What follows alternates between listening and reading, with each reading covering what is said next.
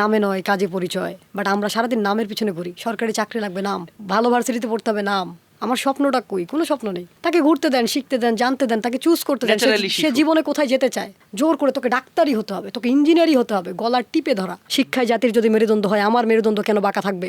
যান, আপনি বিদেশে যান, আপনি চায়নায় যান, আপনি জাপানে যান, আপনি আমেরিকায় যান, যেখান থেকে বেস্ট হয় নিয়ে আসেন, অ্যাডাপ্ট করেন। আমাদের শিক্ষা ব্যবস্থা জাস্ট কিছু সার্টিফিকেট দিয়ে ছেলে মেয়ে বের করে দিচ্ছে, তাদেরকে যোগ্য করছে না। আমরা তো মূলত ভাইরাল জ্বরে আক্রান্ত এবং আমরা চাইলে কিন্তু ভাইরাল হচ্ছি বা ভাইরাল হওয়াটাও খুব কত কিছু করছে মানুষ ভাইরালের জন্য।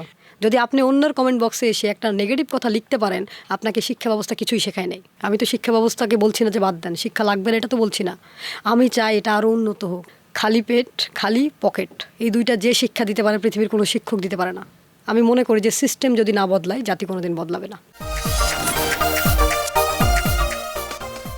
আমরা মেড ইন বাংলাদেশ বলে জানি যে মেড ইন বাংলাদেশ, আদতে প্রত্যেকটা পণ্যই কিন্তু বাইরে থেকেই ইম্পোর্ট করা হচ্ছে, সেটাকেই আবার আমরা পরে নিজের নামে করে দিচ্ছি। এই যে ইনভেনশনের জায়গাটা, সেখানে আমাদের একটা বড় ঘাটতি তৈরি হয়ে যাচ্ছে। একটা শিশু যখন ছোটোবেলা থেকে আসলে তাত্ত্বিক পড়াশোনায় যাচ্ছে, সেখানে তার এই সমস্যাটা হচ্ছে। আপনি পারিবারিকভাবে বলছিলেন যে পারিবারিকভাবে আমাদের অনেক সমস্যার জায়গা তৈরি হয়ে গেছে, পরিবার আসলে সেভাবে শেখাচ্ছে না। কিন্তু আপনি বাইরের যখন দেশগুলোয় দেখবেন, সেখানে আসলে স্কুলিংটা শুরু হচ্ছে কবে থেকে? অনেক পরে থেকে। আমাদেরকে কিন্তু কোনো রকমে হাঁটতে আর কথা বলতে শিখলেই কিন্তু স্কুলে পাঠিয়ে দিচ্ছে। 3 বছর বাচ্চাকে পড়ানো হয় যে নিজে ঠিক মতো কথা বলতে পারে না, নিজে টয়লেটও ঠিক মতো পরিষ্কার করতে পারে না, তো তাকে স্কুলে পাঠানো হচ্ছে। তার জন্য একটা মেন্টাল প্রেশার, তাকে জোর করে শেখানো হচ্ছে। আর আমাদের শিক্ষকের কি অবস্থা আমি জানি না, এখন হয়তো অনেক ভালো হয়েছে। আমার সময় তো পিটাই তো ইচ্ছা মতো, এই যে আমার হাতের আঙুল ভেঙে গিয়েছে আচ্ছা, টিচারের মার খেয়ে। আমরাও মার খেয়েছি, যথেষ্ট মার খেয়েছি। তো যাই হোক, আমি মার খাওয়াটাকে খারাপ বা ভালোভাবে দেখছি না। বিষয় হচ্ছে যে দেখেন, আপনার শিশুটাকে যদি আপনি এখনই চাপ প্রয়োগ করেন, যার মেন্টাল ডেভেলপমেন্ট এখন পর্যন্ত হয় নাই। আমরা জানি 0 থেকে 7 বছরের মধ্যে একটা শিশুর মেন্টাল ডেভেলপমেন্টটা হয় 95% বা 98% 7 বছরের মধ্যে হয়।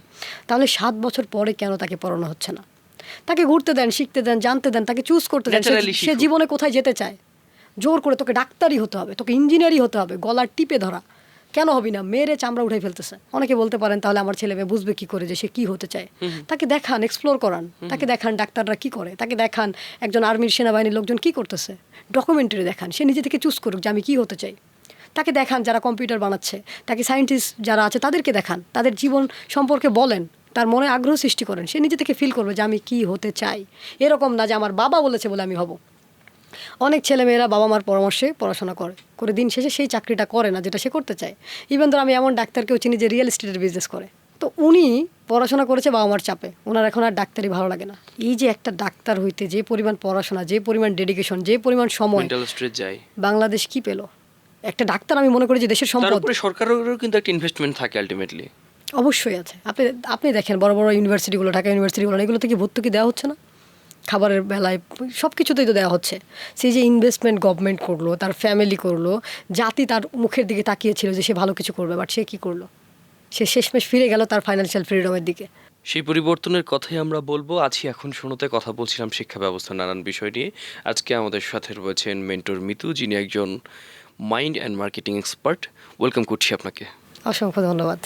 আমাদের স্কুলের যে স্বাভাবিক সিস্টেমগুলো, সেখানেও কিন্তু বেশ ঘাটতি রয়েছে। আমরা যদি পার্শ্ববর্তী দেশগুলোর উদাহরণ নিয়ে আসি, টিফিনে একজন শিশুর মধ্যে যে সেই ইনভেনশনের পাওয়ার রয়েছে, সেও যে ক্যাপাবল, সেই কনফিডেন্টটা দেওয়ার জন্য তাকে করা হয় কি, সেই স্কুলের মধ্যেই তাকে চাষাবাদের ব্যবস্থা করা হয় যে তুমি এটা চাষ করো, এখানে আলু ধরেছে, সেই আলুটা দিয়ে তুমি তোমার হচ্ছে আজকের টিফিনটা সেরে ফেলো। এরকম অনেক সিস্টেম রয়েছে যে ওরা ওখানে ক্লাস 1 ক্লাস 2-তে না পারলেও ক্লাস 3 বা 4 পর থেকে দেখা যায় যে আলটিমেটলি চাষাবাদের সাথে যুক্ত হচ্ছে। আমাদেরকে তো ছোটোবেলা থেকেই বন্দি করা হয়, ছোটোবেলা থেকেই। দেখেন আমার সব থেকে কষ্ট লাগে কোথায়, যে একটা টিফিন নিয়ে গেছে ছেলে, তার মা বলছে তুই একা খাবি, কাউকে দিবি না। প্রশ্ন করেছে, টিচার বলে এত কথা বলো কেন, যা পড়াচ্ছি তাই পড়ো। যেখানে সিস্টেমটা হওয়া উচিত ছিল উল্টো, সে বলবে টিচার উত্তর দিবে। বাট আমাদের এখানে মুখস্থ নির্ভর, টিচার শুধু পড়াইতে চায়। No, this is not the mentoring. Definitely টিচারকে হতে হবে মেন্টরের মতো, গাইডের মতো। ও কি চায়, ও কি জানতে চায়, ও বুঝুক বিষয়টা, প্রশ্ন করতে দেয় না, শিখাইতেই চায় না। আপনি যেই কথা বললেন, এটা জাপানের শিক্ষা ব্যবস্থা। জাপানে দেখবেন যে কোনো জায়গায় জাপানিরা সেরা কেন, খেলা দেখতে গিয়েছে, ওইখান থেকে ময়লা আবর্জনা সব তারা তুলে পরিষ্কার করছে, এবং তাদের যে ছেলেমেয়েরা তারা কি করে, টয়লেট ক্লিন করে। নট অনলি দ্যাট, সে দুপুরে কি খাবে, তাদের মধ্যে লিডারশিপ কোয়ালিটিটা প্রত্যেকটা টিমকে একটা করে লিডার দেওয়া হয় যে তুমি ম্যানেজ করো, টিম ম্যানেজমেন্ট শেখানো হয়, ক্রিটিক্যাল থিঙ্কিং শেখানো হয়, ইনোভেশন তাদেরকে শেখানো হয় যে তোমরা সবাই জমিতে যাও, তোমরা কাজ করো। আমাদের তো ছেলেমেয়ে শিক্ষিত হলে মাটিকে সে লজ্জা পায়, মাটিতে পা রাখবে তার এই সমস্যা। রিসেন্ট জাপান ফুটবল দলের খেলা হলো এবং আমি একটা বিষয় দেখে খুবই অবাক হয়ে গেছি। একটা ফুটবল টিমে 25 জন ফুটবলার থাকে। জাপানের যে 25 জনই হচ্ছে ফুটবলের অ্যানালাইসিস নিয়ে পড়াশোনা করেছে এবং কারো কারো সাবজেক্ট হচ্ছে ড্রিবলিং, কারো কারো সাবজেক্ট হচ্ছে গোল সেভিং। আচ্ছা। এই যে খেলার উপরেই পড়াশোনা করে তারা খেলোয়াড় হচ্ছে এবং সেই ফলটা আউটকামটা কিন্তু এবার বিশ্বকাপে তারা পেয়েছে। এই যে একটা চিন্তা করা যে এই খেলোয়াড়গুলো আমার খেলোয়াড় হবে, ফাইন, তাহলে তারা ওইটা নিয়ে পিএইচডি করুক, এটা নিয়েই পড়াশোনা করুক, বিশ্ববিদ্যালয়ে পড়ুক। অবশ্যই। আমাদের তো এই ধরনের কোনো চিন্তা ভাবনা না ধারে না, কাছেও নেই। ব্যাপারটা হচ্ছে যে আপনি হতে চেয়েছিলেন, সাপোজ মনে করেন আপনি সায়েন্স নিয়ে পড়তে চেয়েছেন, আপনার সাবজেক্ট হচ্ছে ফিজিক্স, আপনি পরীক্ষা দিয়েছেন, পেয়েছেন ম্যাথ, আপনি ম্যাথ নিয়ে পড়ছেন। কারণ কি আপনার ওই ভার্সিটির নামটা আপনার লাগবে। সো নাম দিয়ে আমরা সারা জীবন শুনেছি যে নামে নয় কাজে পরিচয়, বাট আমরা সারাদিন নামের পিছনে ঘুরি। সরকারি চাকরি লাগবে নাম, ভালো ভার্সিটিতে পড়তে হবে নাম। আমার ইচ্ছাটা কই, আমার স্বপ্নটা কই? কোনো স্বপ্ন নেই। এই যে একটা ট্যাবু সমাজে আছে, একটা সংস্কারই আমি বলবো, কুসংস্কারই বলবো, যে পাবলিক ইউনিভার্সিটির স্টুডেন্ট হলেই সব কিছু, না হলে জীবনটাই হেল হয়ে যাচ্ছে। দেখেন, আপনি যখন চিন্তা করবেন, যখন আপনার জন্ম হয়েছে, প্রতিটা মানুষকে আল্লাহ 100 বিলিয়ন নিউটন দিয়ে সৃষ্টি করেছে, 100 বিলিয়ন, একটা কম দেয়নি। তাহলে আপনি কিভাবে মনে করছেন আপনার মেধা কম? থমাস আলভা এডিসনকে যখন স্কুল থেকে বের করে দেওয়া হয়েছিল, তার মেধা কম? দেখেন, মেধা কম একটা ছেলে পড়াশোনা জানে না, সে আজকে আলো জ্বলছে, আমাদেরকে দেখা যাচ্ছে চকচকে, এই আলোটা সেই লাইটটা সে তৈরি করেছে। আপনি আইনস্টাইনের কথা চিন্তা করেন, তাকে যখন বলা হলো যে আপনার ফোন নাম্বার বলেন, সে বলছে আমি তো মনে নেই, দাঁড়াও টেলিফোন বুক দেখে বলতেছে। যেটা পাওয়া যায় সেটা মুখস্থ করার কি আছে? আমাদেরকে তো মুখস্থ, কোনো অ্যানালাইসিস নেই, কোনো রিসার্চ নেই। রিসার্চ করার মতো বাংলাদেশে আমি জানি না কোনো বড় ইনস্টিটিউট আছে কিনা যেখানে ছেলেমেয়েরা রিসার্চ করবে। এই যে আমাদের যে সিলেবাস, এটা কি? এটা সিলেবাস নাকি মেয়ে বাস? আমি কিছু বুঝি না, এটা কি বাস? এই সিলেবাসটা আজও চেঞ্জ হয়নি, প্রতিনিয়ত চেঞ্জ হচ্ছে। আমরা শুনতেছি অনেক চেঞ্জ, অনেক পরিবর্তন, নতুন নতুন শিক্ষামন্ত্রীরা আসছেন, এসে তারা চেঞ্জ করতেছেন। মহাভারত অশুদ্ধ হয়ে যাচ্ছে, শিক্ষা ব্যবস্থার পরিবর্তনটা কোথায়? সো সিলেবাসটা এমনভাবে করেন, দরকার হলে 10টা দেশ ঘুরে আসেন ভাই। আমরা কি বলছি যে টাকা দিব না? বাংলাদেশের প্রতিটা মানুষ ট্যাক্স দেয়। আপনি চিন্তা করেন যে চালটা আপনি খাচ্ছেন সেটাতে 5 থেকে 6 বার ট্যাক্স আপনি দিয়েছেন, যে সাবানটা আপনি ইউজ করছেন সেটাতে আপনি ট্যাক্স দিয়েছেন। শিক্ষায় জাতির যদি মেরুদণ্ড হয়, আমার মেরুদণ্ড কেন বাঁকা থাকবে? যান, আপনি বিদেশে যান, আপনি চায়নায় যান, আপনি জাপানে যান, আপনি আমেরিকায় যান, যেখান থেকে বেস্ট হয় নিয়ে আসেন, অ্যাডাপ্ট করেন, ব্যবস্থা রাখেন। আমাদের বাংলাদেশের মা বাবারা কোটি কোটি টাকা নষ্ট করে, আমি বলবো নষ্ট করে, ছেলে মেয়েকে ভালো পড়াশোনার জন্য বিদেশে পাঠায়, বিভিন্ন জায়গায় পাঠায়। কেন ওই টাকাটা আমার দেশে থাকতে পারতো না? এরকম একটা ইনস্টিটিউট কি আমার দেশে হতে পারতো না?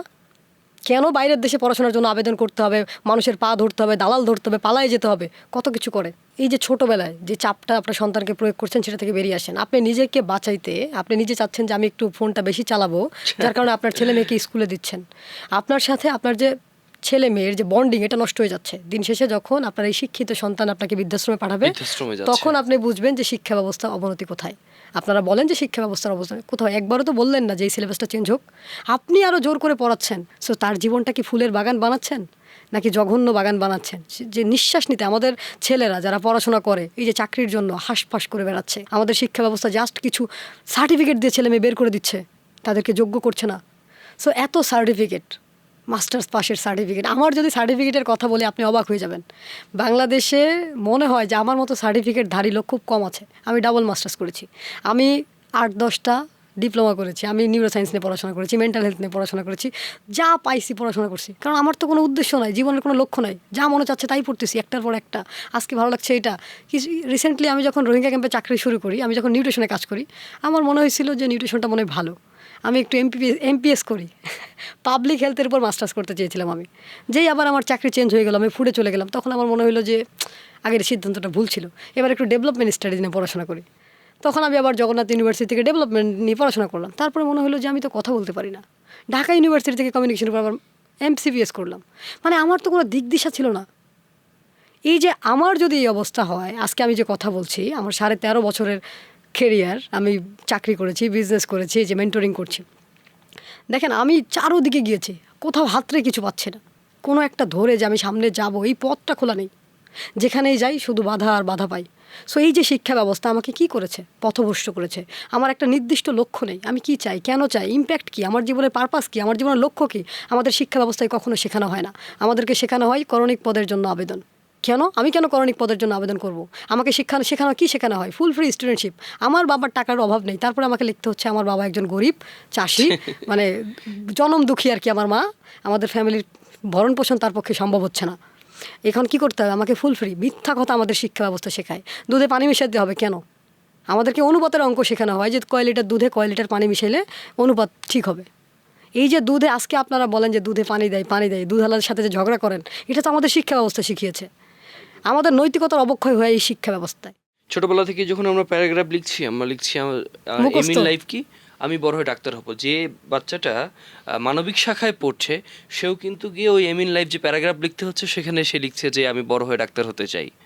এই যে একটা মিথ্যা লেখা, মিথ্যার সাথে চলা, এখান থেকে তো বের হওয়ার স্বাধীনতাটুকু তো আমরা পাচ্ছি না। হ্যাঁ, ওই জায়গায় চেঞ্জ করতে হবে। দেখেন আমাদেরকে শেখানো হয় গরু রচনা। গরু রচনা আমাকে শিখতে হবে কেন? আমার দেশে কি গরু নাই? আছে কি না? তাহলে সেটা শিখতে হবে কেন? আমি আইনস্টাইনের ওই কথা বলতে চাই, যেটা সহজে পাওয়া যায় সেটা নিয়ে কেন আমাকে মাথা ব্যথা করতে হবে? এমন কিছু করি যেটা নাই, এমন কিছু আনি যেটা আমার দেশে পাওয়া যাচ্ছে না। আপনি যান না, ভিজিট করেন। আমাদের মধ্যে তো ট্রাভেলিংয়ের বিষয়টাই নেই। আমরা তো মূলত ভাইরাল জ্বরে আক্রান্ত, এবং আমরা চাইলে দারুণ কিন্তু কথা ভাইরাল বলছেন। হচ্ছি, বা ভাইরাল হওয়াটাও খুবই কত কিছু করছে সহজ। মানুষ ভাইরালের জন্য। চাইলেই যে কোনো কিছু করলে চিন্তার আসলে অবক্ষয়। স্রষ্টা চাইলেই খুব দ্রুত ভাইরাল হওয়া যায়।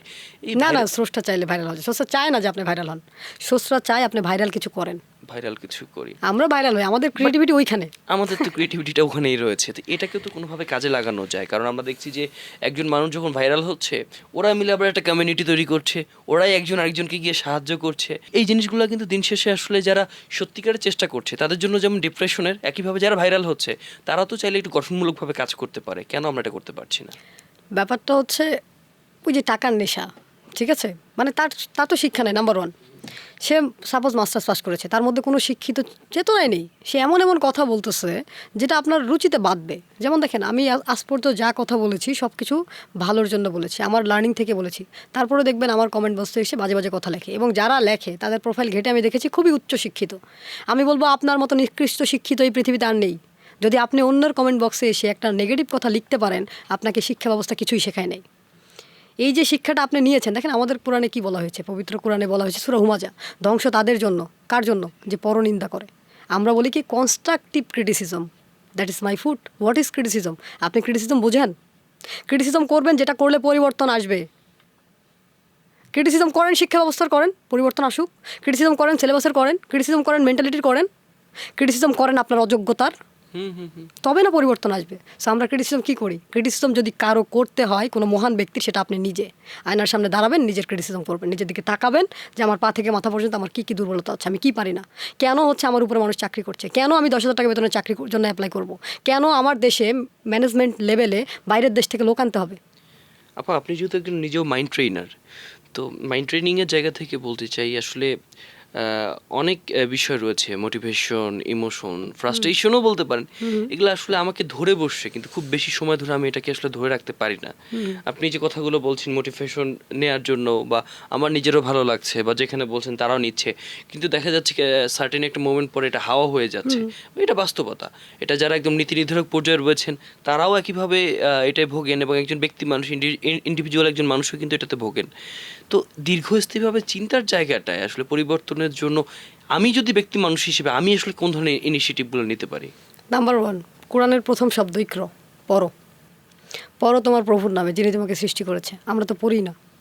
সো যতক্ষণ আপনি দেখেন রেগুলার খাবার খান কিনা, খান, কেন খান? ক্ষুধা লাগে। সো আমি যখন এখন বলছি আপনি একটা লার্নিং নিচ্ছেন, বাট একটু পরে আবার লার্নিংয়ের ক্ষুধা লাগবে, তখন আপনাকে আবার নিতে হবে। সো আমাদের এই যে লার্নিংয়ের ক্ষুধাটা যখন মেটে না, তখন আমরা সোশ্যাল মিডিয়ায় পচাবাসী নিউজগুলো খাইতে থাকি। পচাবাসী খবর, কে কী ছেড়েছে, হিরো আলম নাচতেছে না ডান্স করতেছে, এগুলো নিয়ে আমাদের মাথা ব্যথা। কোন সেলিব্রিটি কী বললো, কনস্ট্রাকটিভ কিছু নেই যে আমার জীবনে ইম্প্যাক্ট ফেলবে, এরকম কিছু শেখার কোনো ব্যবস্থা নেই। কিছু আমি মনে করি যে, কারণ সমস্যাটা কোথায়? সমস্যা গোড়ায়, শুরুতে, শিক্ষা ব্যবস্থায়। ছোটোবেলা থেকে তো আপনাকে শেখানোই হয়নি যে আপনাকে চিন্তা করতে হবে। আপনাকে বলা হয়েছে ঠিক আছে কোনো রকম পোর্টারে পাস করো, তুমি একটা চাকরি পাইলে হয়েছে, ডাল ভাত খেয়ে বাঁচিস বাবা। ডাল ভাত খেয়ে কি কিন্তু আদৌ আমাদের বাঁচা শিক্ষা যায়? ব্যবস্থায় কিন্তু ইন্টারেস্টিং অনেক টপিকও ছিল যে অনেক অনেক কিছু আছে। থাকবো না কো বদ্ধ ঘরে, দেখবো এবার জগৎটাকে কেমন করে ঘুরছে মানুষ, যুগান্তরের ঘূর্ণি পাকে, এ ধরনেরও বিষয় ছিল। কিন্তু আমাদের দুর্ভাগ্যের জায়গা যে এই জিনিসগুলোকে আমরা আসলে ভেতর থেকে নিতে পারিনি। আমি মুখস্থ লিখতে গিয়ে আই থিঙ্ক যে আমরা এটা পারিনি আপা। কারণ আমাদের তো চিন্তা করা শেখানো হয় নাই, চিন্তা করা শেখানো হয়েছে। আপনি বললেন এরকম একটা এরকম আরো আছে যে বিশ্বজোড়া পাঠশালা মোর সবার আমি ছাত্র। আচ্ছা, হয়েছেন কি? সেটা আমরা বলি, কথায় কথায় তো অনেক কিছুই বলা যায়, বাট বাস্তবটা কি? আপনাকে আমি একটা ছোট্ট উদাহরণ দিই, বুঝতে পারবেন। একটা ডাস্টবিন, অনেক বড় ডাস্টবিন, অনেক ময়লা আছে, ওখানে আপনি পরিষ্কার একটা টিস্যু ফেললেন, ওই টিস্যুটা কি ওখান থেকে পরিষ্কার হয়ে বের হতে পারবে? টাফ। তাহলে এরকম কিছু টিস্যু আমাদের শিক্ষা ব্যবস্থায় আছে, কিছু পরিষ্কার, কিছু চিন্তাভিত্তিক জিনিসপত্র আছে, বাট বেশিরভাগগুলো ইটস পসিবল টু রিসাইকেল। অবশ্যই এটাই করতে বলছি আমি তো শিক্ষা ব্যবস্থাকে বলছি না যে বাদ দেন, শিক্ষা লাগবে না এটা তো বলছি না। আমি চাই এটা আরও উন্নত হোক, আমি চাই আমার দেশ আবার গর্জে উঠুক, আমি চাই আবার সেই সপ্তম কন্টিনেন্টাল যে বিশ্বের 7 নম্বর ধনী দেশের তালিকায় ছিল আমরা আবার ফিরে আসি। ব্রিটিশরা যখন গিয়েছে তখন আমরা শেষের দিকে, আগে আমরা শুরুর দিকে ছিলাম। বিশ্ব অর্থনীতিতে আমাদের কত অবদান ছিল? 12%, এখন কত? প্রবলেমটা কই থেকে? আমাদের শিক্ষা ব্যবস্থা আমাদেরকে অর্থনৈতিক স্বাবলম্বী করা শেখায় না। আমাদের শিক্ষা ব্যবস্থায় মানি ম্যানেজমেন্টে কিচ্ছু নেই, টাকা নিয়ে কিচ্ছু বলা হয় না। বলা শেখানো হয়েছে সুদ, শেখানো হয়েছে মিথ্যা কথা বলা, শেখানো হয়েছে উল্টাপাল্টা যত সব কথাবার্তা, সে পড়ানো হয়েছে এমন সব টপিকস যেগুলো আমার ব্যক্তিগত জীবনে কোনো ইম্প্যাক্ট ফেলে না। চক্রবৃদ্ধির মুনাফার সূত্রটা মনে আছে আপা? দেখেন, চিন্তা করেন, অথচ আমরা মুসলিম জাতি, আমাদেরকে সুদ শেখানো হয় কেন? জাকাতের কথা শেখালে কি হইতো? কারিগরি শিক্ষার পাশাপাশি একজন মানুষ আমার মনে হয় যে তখনই অনেক বেশি মানবিক হয়ে ওঠে যখন সে স্বাবলম্বী হয়ে ওঠে। আমাদের তো স্বাবলম্বী হওয়ার জায়গাটাই সবচেয়ে বড় গলদ আমরা দেখছি। এই যে একটা বিষয় দেখেন, খালি পেট খালি পকেট, এই দুইটা যে শিক্ষা দিতে পারে পৃথিবীর কোনো শিক্ষক দিতে পারে না। সো আমাদের শিক্ষা ব্যবস্থা আমাদেরকে খালি পেট আর খালি পকেট করছে। আপনি দেখেন, আপনি শুধু চিন্তা করেন, আপনি ক্লাস 1 থেকে মাস্টার্স পর্যন্ত যদি ভালোভাবে কোনো ভালো স্কুল কলেজ ইউনিভার্সিটি থেকে পড়েন, আপনার কমসে কম 40 থেকে 50 লাখ টাকা দরকার। কি দরকার আপনার পড়াশোনা করার? ব্যাংকে রাখেন, বসে বসে খাবেন, সুদের অঙ্কই তো শিখতেছেন, তো সুদই খাবেন, সমস্যা কি? সাল্লাহ মাফ করুক, এখান থেকে বেরিয়ে আসার জন্য আমি বলছি যে এরকম না হোক। আমি 50 লাখ টাকা ইনভেস্ট করে পড়াশোনা করলাম, তাহলে আমার টার্গেট কী থাকবে? অ্যাটলিস্ট 2 কোটি টাকা এই শিক্ষা এইখানে আমার জীবনে ইম্প্যাক্ট হোক। আমি 50 লাখ টাকা খরচ করে পড়াশোনা করেছি, আমার বাবা মা তার রক্ত ঘেমে রিক্সা চালিয়ে, ভ্যান চালিয়ে, চাষাবাদ করে, কষ্ট করে। বেশিরভাগ মানুষ তো এদেশে দরিদ্র সীমা, তাই না? 17% দরিদ্র সীমার নিচে বাস করে। এখন কত হয়েছে আপনারা ভালো জানেন, আপনারা রিসার্চ করেন। সো এই যে দেখেন এতগুলো মানুষ, 17% মানে কি? মানে প্রতি 100 জনের 17 জন মানুষ হয়তো বা রাতে না খেয়ে ঘুমিয়ে যাচ্ছে। এই হচ্ছে আমাদের দেশের বর্তমান অবস্থা। কারণ কি? শিক্ষা ব্যবস্থা। শিক্ষা ব্যবস্থা যদি আমি বিশ্বাস করি আরও অনেক ফ্যাক্টর আছে, বাট মূল কিন্তু শিক্ষা ব্যবস্থা। শিখবে কোথা থেকে? একটা ছেলে কোথা থেকে শেখে? একটা মেয়ে কোথা থেকে শেখে? স্কুল থেকে শেখে, তার বাবা মার কাছ থেকে শেখে, আশেপাশের মানুষ থেকে শেখে। সবাই যদি শিক্ষিত হতো, দেশটা কি হতো? মোটামুটি একটা লম্বা আলোচনা আমরা করছি এবং এই আলোচনার মধ্যে আমরা দেখছি যে এখানে বেশ কয়েকটা পক্ষ রয়েছে। পরিবার রয়েছে, পরিবারের পক্ষ থেকে যেমন একটা ভালো চিন্তা করা খুবই জরুরি। যে মানুষটা শিক্ষিত হচ্ছে, যে পড়াশোনা করছে, তার পক্ষেও আসলে খুবই জরুরি। একই সাথে আপনি কিছুক্ষণ আগে বলছিলেন যে অথরিটি, তার জন্য কিন্তু গুরুত্বপূর্ণ। অবশ্যই দেখেন, একটা শিশুর জন্ম হয় একটা ফ্যামিলিতে। সো আমরা বলি যে একটা বাঘের বাচ্চা জন্মের পর বাঘ হয়, বাট আমরা দেখেন এটা বলতে পারি না যে একটা মানুষের সন্তান জন্ম হয়ে মানুষ হয়। তাকে মানুষ বানাইতে হয়, তাকে স্কুলে পাঠাইতে হয়, তাকে আবার মানুষ করতে হয়। যে একটা কথা আছে না, যে একটা ছবি ছিল মেবি, আবার তোরা মানুষ হ। সো আমাদেরকে আবার মানুষ হতে হয়। সো আমি আসলে প্যারেন্টসদের কাছে, ফ্যামিলির কাছে আমার যে রিকোয়েস্ট থাকবে যে আপনি আপনার সন্তানটাকে প্লিজ দাসত্ব মানসিকতা মানুষ হিসেবে ট্রিট করেন, জন্মের পর মানুষ থেকে। হিসেবে ট্রিট করেন। সে আপনার সন্তান, তার মানে আপনি তাকে কিনে নেন নাই, তাকে আপনার ইচ্ছার বশবর্তী করার দরকার নাই, তাকে এই সমাজের তালে তাল মিলাইতে হবে বিষয়টা এমন না। তাকে এক্সপ্লোর করতে দেন, তাকে সুযোগ দেন, তাকে জানার সুযোগ দেন, তাকে চুজ করার সুযোগ দেন, যাতে দিন শেষে সে এটা ফ্রাস্ট্রেশনে না থাকে যে আমি যা চাইছি তা পাইনি। এবং আমি আমার শ্রদ্ধেয় শিক্ষক মহোদয়ের কাছে বলতে চাই যে আপনারা প্লিজ, আমি জানি আপনাদের মধ্যে অনেক ভালো ভালো শিক্ষক আছে, আমার শিক্ষকরা অনেক মহৎ ছিলেন, তারা হয়তো এখন পৃথিবীতে নেই। আমি এতটুকু বলবো যে প্লিজ প্রশ্ন করার সুযোগ দেন, থামিয়ে দিবেন না, তাকে বলতে দেন, তাকে জানতে দেন। আপনি হয়তো বা বিরক্ত হচ্ছেন, আপনার কাছে খারাপ লাগছে, সারা জীবন একটা পর্যায়ে আপনি এসেছেন, সারা জীবন পড়িয়ে গিয়েছেন, বাট এখন যখন আমি বলছি যে তাকে সুযোগ দেন, হয়তো বিষয়টা খারাপ লাগতে পারে, বাট দেশের স্বার্থে, জাতির স্বার্থে, সমাজের স্বার্থে আমি আমার প্রতিটি শিক্ষককে আমি রিকোয়েস্ট করতে চাইবো যে প্লিজ সুযোগ দেন, অ্যানালাইসিস করতে দেন, পড়তে দেন। অনেকে বলেন যে এই বই থেকেই পড়তে হবে, এই গাইডই পড়তে হবে। নো, তাকে তার মতো পড়তে দেন, তার যা ভালো লাগে সেটা তাকে করতে দেন। তাই বলে উল্টাপাল্টা কিছু করার কথা আমি বলছি না। অ্যান্ড আমি মনে করি যে সিস্টেম যদি না বদলায়, জাতি কোনো দিন বদলাবে না। আপনি দেখেন সিস্টেমের কথা যদি আমি উদাহরণস্বরূপ আনতে চাই, পৃথিবীর অন্যান্য দেশের সিস্টেম ভেরি স্ট্রং, আমাদের দেশের সিস্টেম অনেক উইক। এখানে সিস্টেমের অনেক ফাঁকফোকর আছে, এগুলো বন্ধ করতে হবে। সিস্টেম যত শক্ত হবে দেশ তত স্ট্রং হবে। সো শিক্ষা ব্যবস্থায় যে সিস্টেমটা আছে এটার চেঞ্জ আনা দরকার, এটা আরও স্ট্রং করা দরকার। কারণ আমরা বলা হচ্ছে যে আমরা 100 বছর পিছিয়ে, কেন পিছিয়ে থাকবো আমরা? আমাদের কি মেধায় সমস্যা? আমাদের কি কোনো কিছুতে সমস্যা? বরং আমরা বীরের জাতি, আমাদের ইতিহাস আপনি ঘেটে দেখেন। সেই ঐতিহ্য নিয়েই আমরা আসলে এগিয়ে যেতে চাই। অনেক গল্পই আসলে অপূর্ণ থেকে গেল, পরবর্তীতে আবার নিশ্চয়ই করবো। অনেক অনেক ধন্যবাদ আপনাকে। এখন শুরুতে আমরা কথা বলছিলাম নানান বিষয় নিয়ে যেগুলো আমাদের শিক্ষা ব্যবস্থাকে এবং পুরো জাতিকে পরিবর্তন করে দিতে পারে, এবং এভাবে এগিয়ে যাক, উন্নতির স্বর্ণ শিখরের দিকে এগিয়ে যাক পুরো জাতি, সেই প্রত্যাশা জ্ঞাপন করছি। আজকের মতো শেষ করছি, ভালো থাকবেন।